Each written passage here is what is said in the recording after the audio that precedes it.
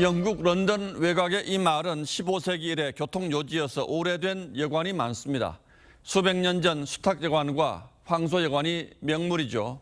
거기서 묵었던 여행자들이 경쟁하듯 얼토당토하는 이야기를 꾸며내면서 수탁과 황소 이야기라는 말이 생겨났다고 합니다. 황당무계한 이야기나 엉터리 해명을 뜻합니다. 동해에 사는 이 뚝지는 못생긴 데다 굼뜨고 느리기까지 합니다. 바위에 달라붙어 사는데 사람이 손을 뻗어도 달아나질 않는다고 합니다. 그래서 오래전부터 멍텅구리로 불려왔죠. 멍텅구리라는 말 자체가 뚝지에서 나왔다는 설도 있습니다. 모자라고 어리석은 사람을 가리켜 숙맥이라고 합니다. 한자 숙은 콩, 맥은 보리를 가리킵니다.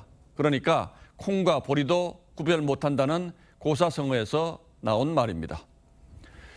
경찰의 치안감 인사 번복 발표 사태는 알려진 경위가 황당해서 도무지 믿을 수가 없습니다.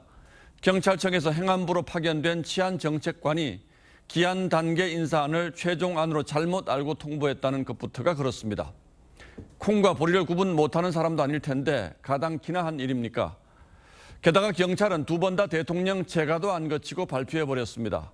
민정수석실과 협의해 발표한 뒤에 결재를 받아온 관행을 따랐다는 게 경찰의 해명입니다. 하지만 민정수석실이 없어진 지가 벌써 한 달 반이죠.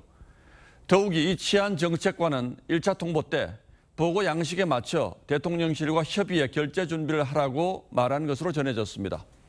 그렇다면 경찰은 그 말도 흘려들었다는 겁니까? 치안정책관이 첫 인사 발표 후 1시간 반이 지났어야 최종안을 통보했다는 것도 이상한 일입니다.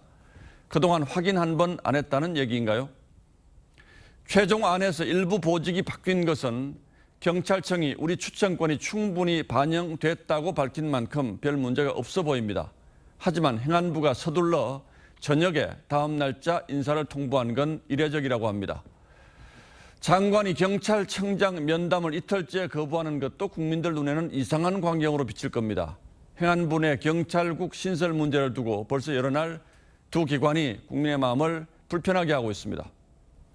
대통령이 국기문란을 거듭 거론한 데는 단순한 행정착오가 아니라는 인식이 작용했다고 봐야 할 겁니다.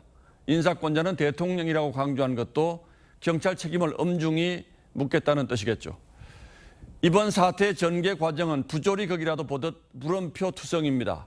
경찰이 다른 쪽의 불만을 이런 식으로 표출했다면 대통령의 발언을 떠나서 국민이 용납하기 어려운 일입니다.